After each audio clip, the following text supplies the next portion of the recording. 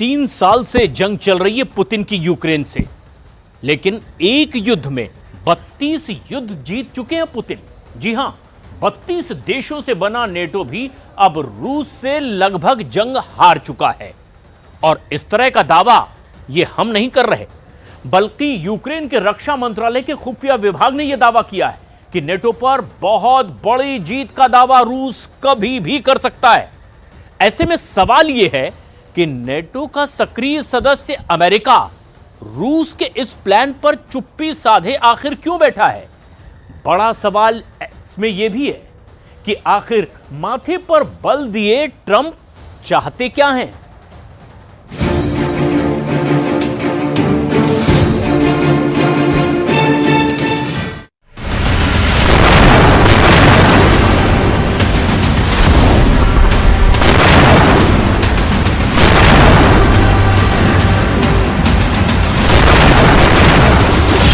NATO से जीत गया रूस, यूक्रेन के खुफिया हेडक्वार्टर का दावा।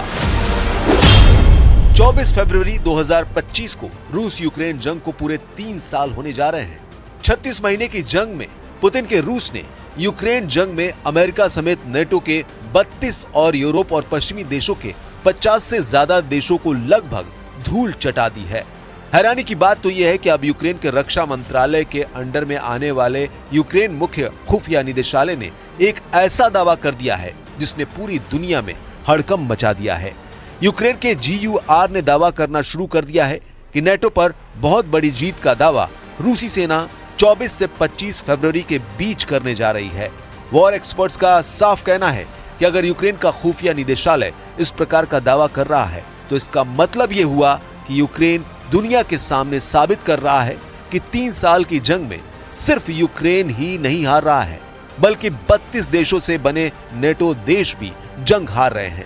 हम आपको पूरी खबर फुल डिटेल के साथ दिखाने जा रहे हैं। साथ ही हम आपको यह भी दिखाने जा रहे हैं कि क्यों ट्रंप यूक्रेन और नेटो की हार पर अंदर ही अंदर बेहद खुश हो रहे हैं।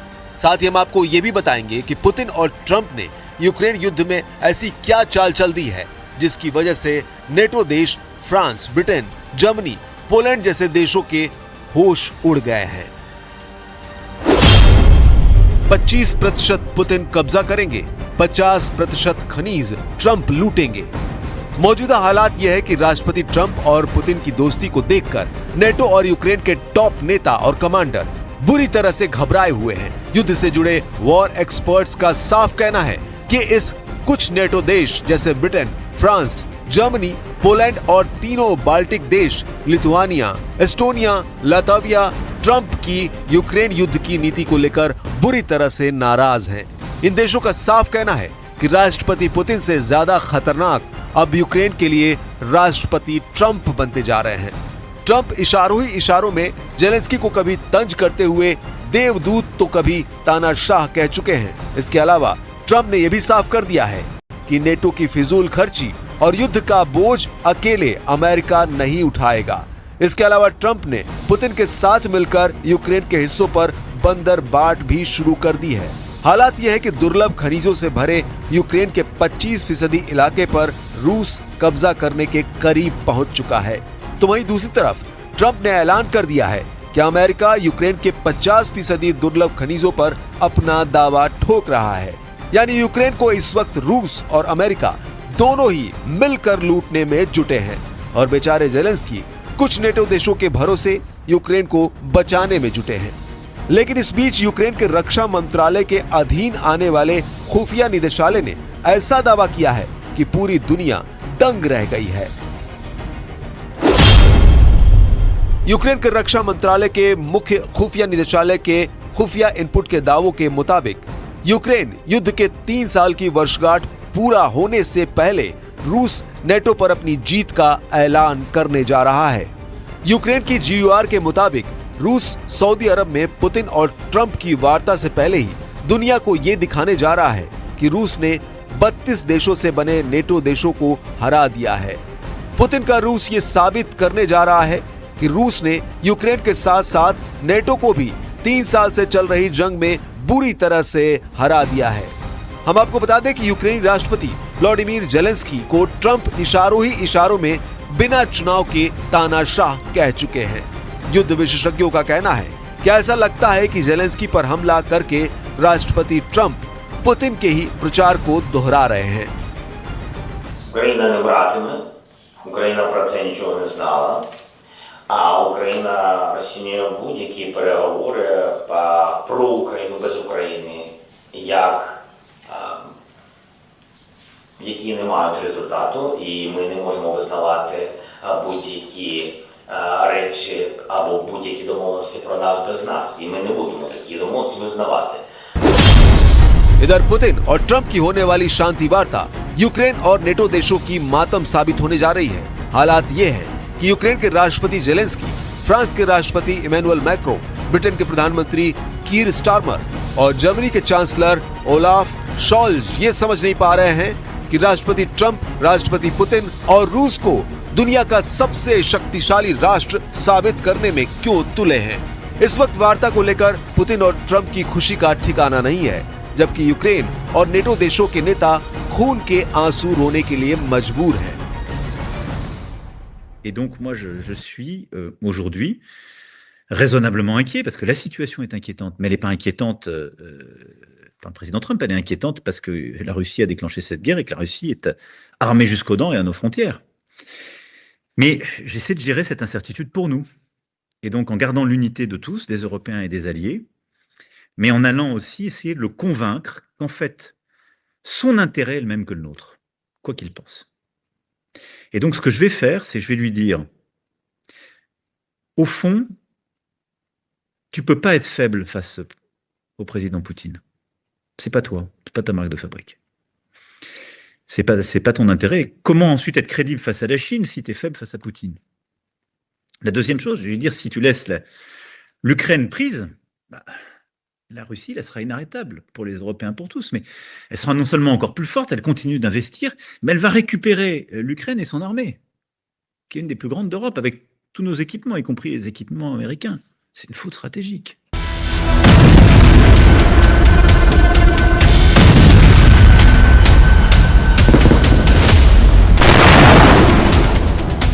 जानकारों के मुताबिक रूसी सेना शांति वार्ता से पहले ज्यादा से ज्यादा यूक्रेनी इलाकों पर कब्जा करने में जुटा है।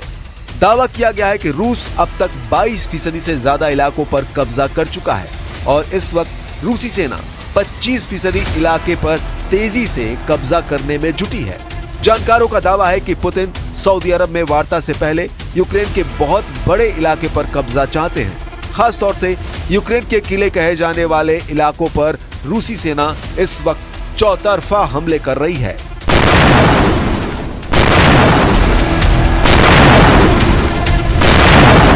Institute for the study of war यानी ISW के अधिकारियों के मुताबिक इस वक्त रूस की सेना यूक्रेन के दक्षिणी इलाके किले की बेल्ट के नाम से मशहूर इलाके पर कब्जा कर रही है।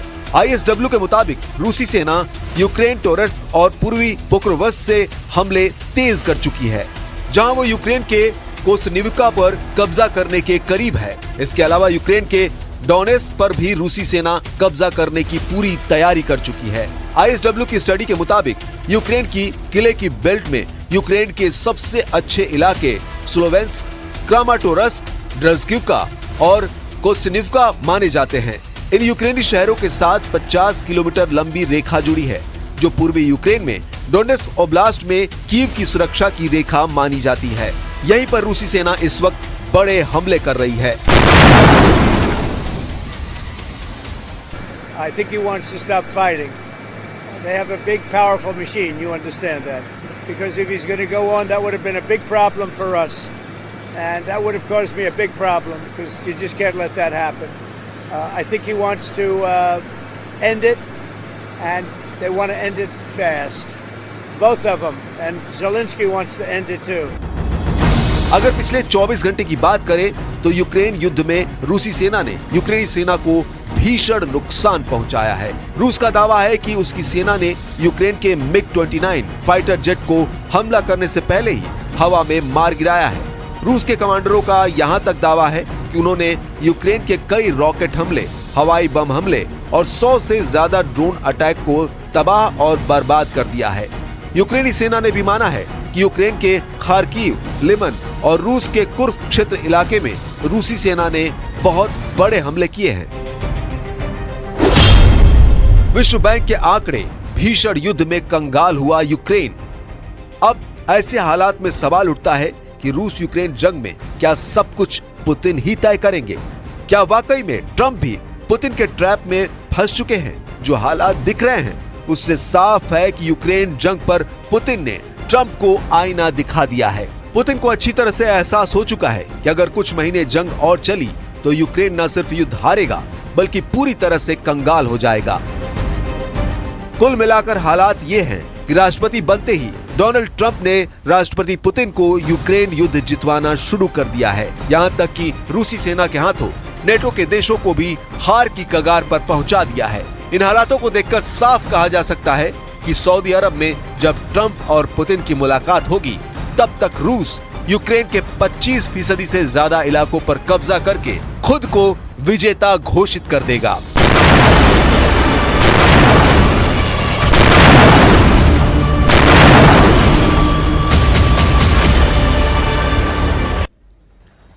हमास ने इजराइल के जिंदा सभी 6 बंधकों को रिहा कर दिया है, लेकिन ट्रंप इसके बाद भी हमास पर इतने भड़के हुए हैं कि उन्होंने इजराइल को गाजा पर हमले की इजाजत दे डाली है। प्रेसिडेंट ट्रंप ने यह तक कह दिया है कि अब नेतन्याहू हमास के साथ जो चाहे वो कर सकते हैं।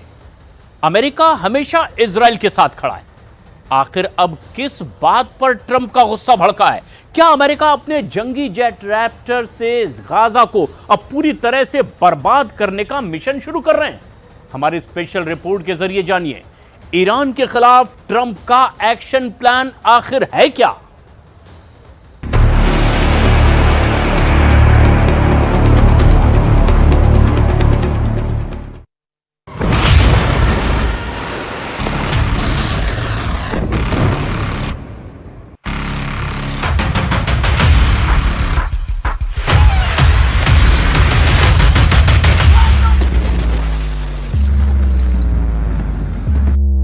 नेतन्याहू के हर फैसले के साथ है ट्रंप। ट्रंप ने गाजा में दूसरी बार युद्ध का आदेश दिया। मारेगा इजराइल, दफनाएगा अमेरिका। गाजा को धरती से मिटा देगा सुपर पावर।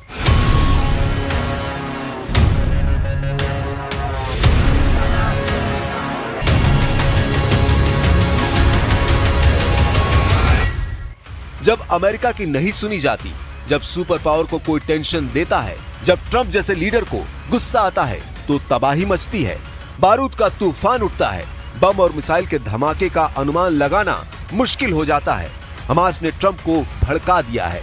हमास की कारस्तानी से अमेरिका इतना खफा है कि नेतन्याहू को खुली छूट दे दी गई है।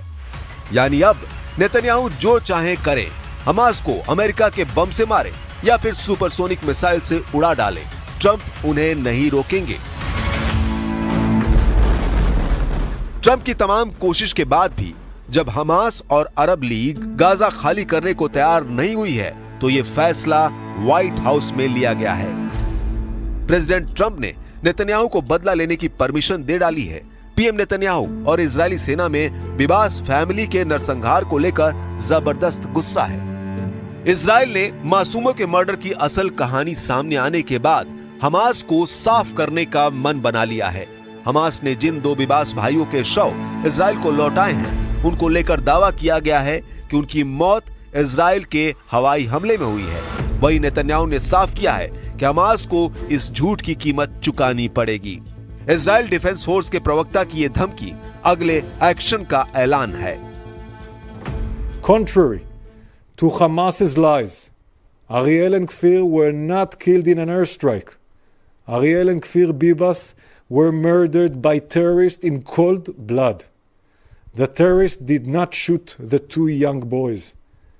They killed them with their bare hands. Afterwards, they committed horrific acts to cover up these atrocities. Israel ने हमास पर युद्ध समझौता तोड़ने का आरोप लगाने के साथ शवों के साथ हेर फेर करने की भी बात उजागर की है। हमास ने जिस शव को शीरी बीबास का बताकर इजराइल को सौंपा है, उसे इजराइल किसी गाजा महिला की डेड बॉडी बता रहा है। इजराइल ने ये दावे फॉरेंसिक जांच करवाने के बाद किए हैं। Shiri Bivas, who was meant to be returned with her children to Israel yesterday as part of the agreement, was not returned by Hamas. Hamas lied and violated the agreement. The body that Hamas falsely claimed was Shiri was not hers and not of any other hostage. Instead, Hamas sent over the body of an anonymous woman. Israel की तरफ बढ़ते खतरे को देखते हुए Hamas ने back foot पर जाने के सिग्नल दिए हैं। 22 फरवरी को भी हमास ने 3 इजरायली बंधकों को रिहा किया है। हर बार की तरह इस बार भी हमास लड़ाकों ने बंधकों की रिहाई का तमाशा बनाया और अपनी ताकत का प्रदर्शन भी किया है। रफा में हमास के लड़ाके हाईटेक हथियारों से लैस होकर बंधकों को रेड क्रॉस को सौंपने पहुंचे थे। हमास ने रफा में इजरायली नागरिक ताल शोहम और एवेरा मेंगिस्टू को रिहा कर दिया है। वही गाजा सिटी में हिशाम अल सईद को भी रिहा किया जा रहा है। जैसे जैसे इजरायली नागरिकों को हमास रिहा कर रहा है, वैसे वैसे उसके क्रूर कारनामों का सच भी उजागर हो रहा है। हमास की कैद में अत्याचार झेलने वालों का सच सुनकर नेतन्याहू का क्रोध बेकाबू होता जा रहा है। इसलिए उन्होंने प्रेसिडेंट ट्रंप से गाजा पर फिर से हमले की परमिशन ले ली है। टाइम्स ऑफ इजराइल की रिपोर्ट के मुताबिक प्रेसिडेंट ट्रंप ने एक टीवी इंटरव्यू में कहा है, मैं इजराइल के साथ हूं जब आप देख रहे हैं कि वहां क्या हो रहा है। बंधकों का एक समूह इतनी बुरी हालत में आया है जैसे जर्मनी में कोई यातना शिविर हो। कभी कभी आपको कठिन फैसला भी लेना पड़ता है। जो भी फैसला इजराइल लेगा, हम उसका समर्थन करेंगे। इंटरव्यू में जब ट्रंप से नेतन्याहू के बारे में सवाल हुआ तो उन्होंने ये भी कहा कि पीएम बहुत गुस्से में है। बच्चों के साथ हुई बर्बरता से पूरा इजराइल का खून खौल गया है। प्रेसिडेंट ट्रंप ने बीबास फैमिली हत्याकांड को आधुनिक युग का जघन्य अपराध बताया है। ट्रंप चाहते हैं कि विवाह परिवार को खत्म करने वाले हमास को पूरी तरह धरती से मिटा दिया जाए।